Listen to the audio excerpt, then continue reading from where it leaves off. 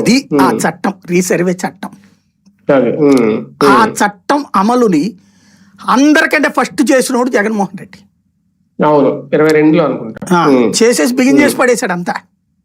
విపరీతంగా రీసర్వేలు జరిపోయినాయి, డ్రోన్లు గీన్లు అంతా చేశారు, మొదలు పెట్టేశారు కూడా. కానీ సమస్య ఎక్కడ వచ్చిందంటే అధికారులు డబ్బులు తినడానికి జగన్ కున్నటువంటి ప్రచారపు యావని వాడుకున్నారు వాళ్ళు. ఆ ప్రచార యావ ప్రకారం ఏం చేశారు, మీ దగ్గర పట్టాదారు పాస్బుక్ ఉంది లేదా మీ రిజిస్ట్రేషన్ పేపర్ ఉంది, వీళ్ళు పట్టాదారు పాస్బుక్ ఇవ్వాలి, ఈవెన్ ఇళ్ళకి కూడా ఇస్తారన్నమాట. దాని మీద జగన్ బొమ్మ వేశారు. మీ ఆస్తి హక్కు మీద జగన్ బొమ్మ వేసేది ఏంది, రాజముద్ర ఉండాలి కానీ అదే ఇప్పుడు చంద్రబాబు గారు ఇస్తున్నారు.